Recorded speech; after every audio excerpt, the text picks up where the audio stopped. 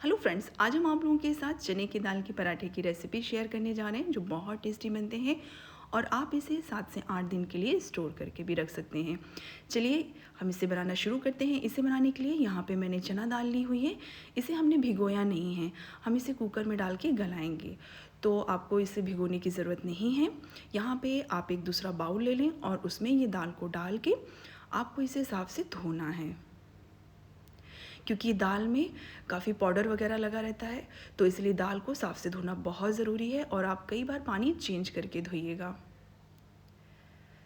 और इस तरीके आपको मसल मसल के खूब अच्छे से दाल को धोना है। ये देखिए इसका पानी पहले कितना क्लीन था और हमने इसे इस तरीके मसल के धोया है, तो आप देख सकते हैं दाल में कितना पाउडर निकला है, एकदम पानी बिल्कुल चेंज हो गया है। और यहाँ पे फिर से हमने उसका पानी चेंज करके फिर से हमें उसी तरीके दाल को धोना है साफ से, और आप इसका पानी चेंज कर दें। और ये देखिए हमने 2 से 3 बार पानी चेंज करके धोया है। अब देखिए बिल्कुल भी दाल में मतलब कोई भी पाउडर वगैरह नहीं है, कितनी क्लीन पानी डालने पे दाल हमारी दिख रही है। और दाल का पानी हटा के आप एक तरफ रख दें। यहाँ पे हमने एक कुकर लिया हुआ है जिसमें हमें दाल को गलाना है। इसमें सबसे पहले जो हमने दाल अभी धो के रखी है वो दाल आप इसमें ऐड कर दें।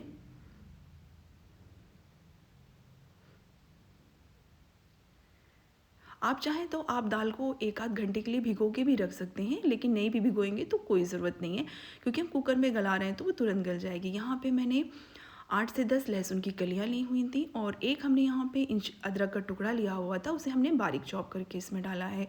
और एक बड़े साइज़ की प्याज थी जिसे आप रफली चॉप करके इसमें डाल दें। इस तरीके अदरक लहसुन डालने से आपको पेस्ट डालने की ज़रूरत नहीं पड़ेगी, ये एक ही बार में सारे काम हो जाते हैं। और इसमें यहाँ पे थोड़ा सा हल्दी पाउडर डाल के, और हमने जिस प्याली से हमने दाल नाप के लिया हुआ था उसी प्याली से मैं यहाँ पे पानी ऐड करूँगी। आप इसी तरीके ठीक मतलब आप कोई भी प्याली लें या कोई बर्तन एक सेट कर लें जिससे आप दाल लें, उसके डबल आप इसमें पानी ऐड कर दें। उससे ज़्यादा आपको पानी डालने की ज़रूरत नहीं है इसमें। तो आपकी जो दाल है ना तो वो गीली होगी और ना ही ज़्यादा आपकी दाल ड्राई रहेगी, एकदम परफेक्ट हमें जैसी चाहिए वैसी बन के निकलेगी। और इसे आप अच्छे से मिक्स कर दें।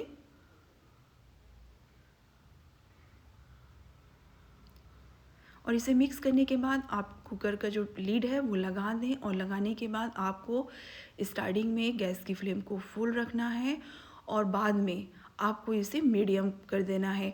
आपको इसमें सिर्फ 3 ही सीटी लेनी है। आपको स्टार्टिंग में फुल रख के पहली सीटी ले लीजिए, उसके बाद आप गैस की फ्लेम को मीडियम या लो कर दें। बाकी आपको लो फ्लेम पे ही इसकी जो सीटियाँ हैं वो लेनी है, तो इससे दाल आपकी एकदम परफेक्ट बन के निकलेगी। और यहाँ पे हमने एक बड़ा बाउल लिया हुआ है जिसमें हमें पराठे का डो रेडी करना है। मैंने यहाँ पे अपने हिसाब से गेहूं का आटा लिया है। अगर आपको पराठे थोड़ा ज़्यादा बनाने हैं तो आप उस हिसाब से लीजिएगा। मैंने जो आटा लिया हुआ है इसमें 8 से 9 पराठे आराम से बन के निकलेंगे। तो आपको जितना लेना है आप अपने हिसाब से आटा ले सकते हैं। यहाँ पे आप स्वाद के अकॉर्डिंग नमक डाल दें, थोड़ा सा आप इसमें कुकिंग ऑयल डाल के, और आपको पहले इसे सूखा ही हाथों से खूब अच्छे से मिक्स करना है। ये देखिए इस तरीके आप खूब अच्छे से पहले मिक्स कर दें, जिससे कि जो तेल और नमक है पूरे आटे में अच्छे से मिक्स हो जाए। उसके बाद फिर आपको थोड़ा थोड़ा पानी डाल के आपको इसका एक डो रेडी करना है। ये पराठों का जो डो रहता है वो ज़्यादा हार्ड नहीं लगाना है, आपको एकदम सॉफ्ट लगाना है। जो भी स्टफिंग वाली चीज़ें रहती हैं उसका जो डो रहता है वो सॉफ्ट ही लगाया जाता है, तो उससे जो पराठे हैं वो फटते भी नहीं हैं। ये देखिए हमने थोड़ा ही थोड़ा पानी लेके हमने इसका एक डो लगाया हुआ है। आप देख सकते हैं हमने एक साथ सारा पानी नहीं डाला था।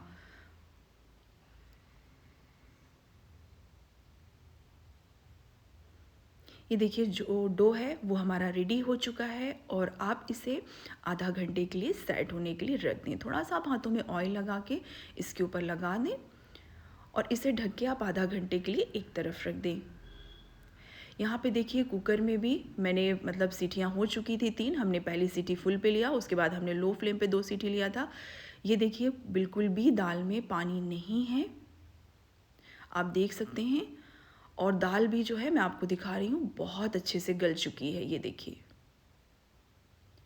ठीक इसी तरीके अगर आप पानी का मेज़रमेंट रखेंगे तो आपकी भी जो दाल है जो आप बनाएंगे तो वो बिल्कुल भी गीली भी नहीं होगी और एकदम परफेक्ट बन के निकलेगी। इसे आप दूसरी प्लेट में निकाल के सारी दाल को, आप अगर मिक्सर में पीसना है तो आप इसे पहले ठंडा करके फिर आप उसे पल्स मोड में सिर्फ एक ही बार चलाएं, तो उतने में आपकी दाल रेडी हो जाएगी। या नहीं तो जिस तरीके मैं मैशर से कर रही हूँ तो इसमें आपको ठंडा करने की ज़रूरत नहीं है, आप तुरंत गर्म में ही इस तरीके मैशर से अगर करेंगे तो बहुत ही आसानी से हो जाएगा। हमें इसे बारीक, ज़्यादा बारीक नहीं करना है, आपको इस तरीके से मैश करना है।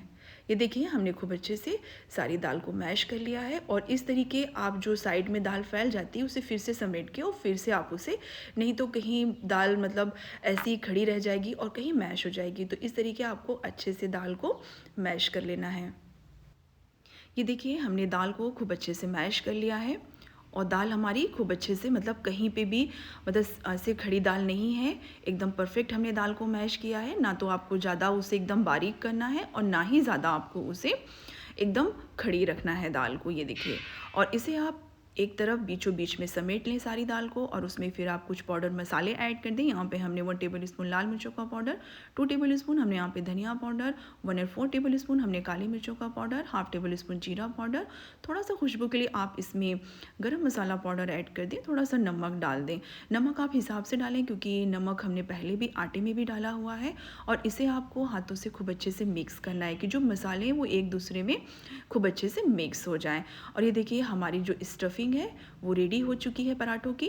और जो स्टफिंग है वो देखिए इस तरीके होना चाहिए, ना तो ज़्यादा लूज़ होना चाहिए और ना ही ज़्यादा हार्ड होनी चाहिए। ये देखिए आपको पानी का मेज़रमेंट एकदम परफेक्ट रखना है जैसा मैंने बताया, तो आपकी भी जो स्टफिंग है ठीक इसी तरीके बन के रेडी होगी। और इसे अब हम एक दूसरे बाउल में निकाल लेंगे सारी स्टफिंग को। यहाँ पे मैंने एक बाउल लिया हुआ है, अब हम सारी जो हमने स्टफिंग बनाई हुई थी हम इसमें ट्रांसफ़र कर लेंगे। आप अगर चाहें तो इसकी स्टफिंग एक दिन पहले भी बना के रख सकते हैं और आप इसे बना के फ्रिज में 7 से 8 दिन के लिए आप स्टोर करके भी रख सकते हैं। और जब आपको पराठे बनाना हो तो आप फ्रिज से निकालें, मतलब डो लगा के और फ्रिज से निकालें और फटाफट बनाएं और आप इसे इंजॉय कर सकते हैं। तो इसीलिए आप इसे बना के 1 हफ्ते के लिए फ्रिज में भी स्टोर करके रख सकते हैं। ये देखिए हमारी बढ़िया सी जो स्टफिंग है वो बन के रेडी हो चुकी है। यहाँ पे गैस पे मैंने तवा रख दिया है और गैस की फ्लेम को हम अभी लो ही रखेंगे। ये देखिए मैंने आपको फ्लेम भी दिखाया हुआ है, आपको हाई नहीं करनी है, लो फ्लेम पे आप तवा गरम होने दें। जब तक तवा गरम हो रहा है ये देखिए हमारा जो आटा है वो भी अच्छे से सेट हो चुका है। उसे आप हाथों में थोड़ा सा ऑयल या पानी लगा के फिर से आप उसे खूब अच्छे से चिकना कर लें। ये देखिए मैं आपको दिखा रही हूँ कितने अच्छे से जो डो है वो हमने कितना सॉफ्ट बनाया हुआ है। डो आपका इतना ही सॉफ्ट होना चाहिए तो आपके पराठे बेलते समय बिल्कुल भी नहीं फटेंगे और ना ही चिपकेंगे। और थोड़ा सा हमने यहाँ पे सूखा आटा लिया हुआ है, सूखा आटा आप हाथों में लगा के और आपको इसकी बहुत ही छोटी सी लोई लेनी है। हमने यहाँ पे बड़ी लोई नहीं ली है, हमने छोटी लोई ली हुई है। ये देखिए इस तरीके की आप सारी लोई बना के रेडी कर लें। अगर आप चाहें तो बड़ी लोई लेके और उसे रोल करके मतलब चॉपर वगैरह पे या ओटे पे फिर आप छोटी छोटी लोई कट करके तो भी वैसे भी बना सकते हैं, नहीं तो जिस तरीके मैंने बनाया आप इस तरीके भी इसे बना सकते हैं। और हमने देखिए सारी लोई बना के रेडी कर लिया है। उसके ऊपर आप थोड़ा सा ब्रश से ऑयल लगा दें जिससे कि जो लोई है उसके ऊपर वो ड्राई नहीं होंगी। और इसे कॉटन के कपड़े से ढक दें। ढकना बहुत ज़रूरी है, नहीं तो जो हवा लगेगी तो उससे जो लोई है वो ड्राई हो जाएंगी, तो फिर बेलते समय आपके पराठे फट सकते हैं। और यहाँ पे हम 2 लोई लेंगे और आपको इस बाकी लोई को ढक के आप इसे एक तरफ रख दें।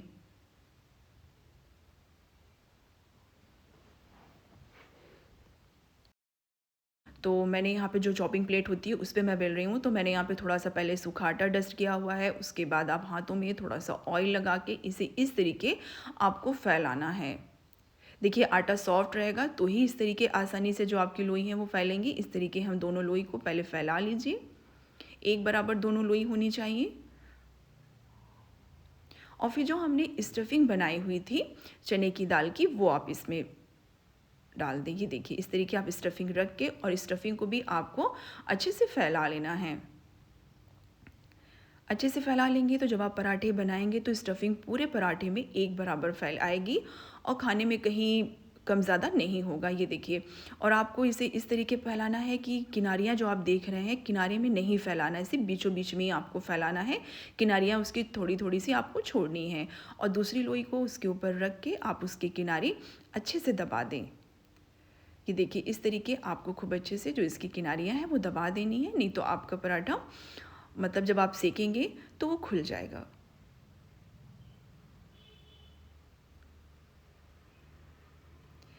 ये देखिए, हमारी जो मतलब पराठे की जो लोई है वो बनके रेडी हो चुकी है। आप थोड़ा सा सूखा आटा डस्ट करें और उसके बाद लोई में दोनों तरफ आटा लगा के फिर आप हाथों से पहले इस तरीके हल्का हल्का सा प्रेस करें और फिर उसके बाद आप इसे बेल लें। बेलन से आपको इसे हल्के हाथों से ही बेलना है। ये देखिए, और हमने यहाँ पे ज़्यादा सूखा आटा नहीं लगाया था, फिर भी देखिए बिल्कुल भी जो हमारा पराठा है वो चिपक भी नहीं रहा है, कितने आसानी से हमारा पराठा बेल गया है। ये देखिए, दोनों तरफ मैं आपको दिखा रही हूँ, बिल्कुल भी कहीं से भी पराठा फटा भी नहीं है और ना ही जो हमारी स्टफिंग है वो बाहर आई है। गैस पे तवा जो हमने रखे थे वो गर्म हो चुका है, तो उसे आप पहले चेक कर लें। उसके बाद आप उसमें पराठे को डाल दें। पहले एक तरफ आप कुछ देर पड़ा रहने दें। जब पराठा एक तरफ हो जाएगा तो आप उसे दूसरी तरफ पलट दें। इस तरीके आपको पहले दोनों तरफ अलट पलट के खूब अच्छे से पहले सेक लेना है। हमें ऑयल नहीं लगाना है स्टार्टिंग में। ये देखिए, दोनों तरफ हमने इसे अलट पलट के सेक लिया है। इस तरीके पराठा जब आप दोनों तरफ अलट पलट के सेक लेंगे, अगर आपको स्टोर करके रखना है तो आप सारे पराठे इस तरह पहले सेक लें और सेकने के बाद आप उसे फ़ैन के नीचे खूब अच्छे से पहले ठंडा कर लें 2 से 3 घंटे। उसके बाद आप उसे एयर पैक डब्बे में करके आप उसे फ्रीजर में नहीं, फ्रिज में आप उसे रख सकते हैं 7 से 8 दिन के लिए। और जब आपको खाना हो तो आप निकालें, ऑयल या घी से आप उसे सेक के और आप उसे गरम गरम सर्व करें। तो यहाँ पे मैंने ये देखिए आपको कैसे स्टोर करके रखना है वो भी मैंने बता दिया है। और अब हमारा जो पराठा है दोनों तरफ हो चुका था, तो मुझे आपको दिखाना है, तो मैंने यहाँ पे उसमें ऑयल लगा के, पहले आप किनारे में ऑयल डालें, उसके बाद आप बीचों बीच में लगा के और इस तरीके आप किसी चम्मच से या मतलब किसी चीज़ से पकड़ के इस तरीके उठा के जो तेल है आप इस तरीके घुमाएंगे तो तेल नीचे भी सारे पराठों में लग जाएगा। और यहाँ पे फिर हम इसे पलट देंगे। पलटने के बाद आप इसे दूसरी तरफ भी आप इसमें ऑयल लगा दें। ऑयल अब आप अपने हिसाब से लगा सकते हैं। ये देखिए, और फिर से हम इसे दूसरी तरफ भी खूब अच्छे से सेक लेंगे। आपको चम्मच से इस तरीके दबाते हुए अगर आप पराठों को सेकेंगे तो पराठे आपके बहुत ही बढ़िया बन के निकलेंगे और बहुत ही टेस्टी बन के निकलते हैं पराठे, क्योंकि पराठे अंदर तक खूब अच्छे से सेक जाते हैं अगर आप इस तरीके सेकेंगे चम्मच से। तो ये देखिए, हमने इसे खूब अच्छे से अलट पलट के सेक लिया। हमारा जो पहला पराठा है वो बन के रेडी हो चुका है। इसी तरीके मैं आपको दूसरा पराठा भी बना के दिखा रही हूँ। आप उसे डाल दें। हमने इसे पहले ही बेल के रख लिया था, वो मैंने आपको नहीं दिखाया है। तो हमने पहले इसे पराठे को डाल दिया। जब एक तरफ हो गया हमने इसे दूसरी तरफ पलट के सेक लिया। फिर अलट पलट के सेकने के बाद फिर हमने इसे, जैसे पहले पराठे में हमने ऑयल लगाया था वैसे पहले किनारे में, फिर बीच में, फिर उसे आपको चम्मच से इस तरीके दबाते हुए सेकना है और अलट पलट के खूब अच्छे से आप इसे ऑयल लगा के और चम्मच से चलाते हुए इस तरीके आप इसे सेकें। आपके पराठे बहुत ही बढ़िया तरीके से सेक के निकलेंगे और बहुत टेस्टी बन के निकलेंगे। और ये 2 in 1 पराठे हैं। आप इसे बच्चों के टिफ़िन में भी दे सकते हैं। मैं इसे जब भी बनाती हूँ तो मुझे कोई भी सब्ज़ी वगैरह बनाने की ज़रूरत नहीं पड़ती है।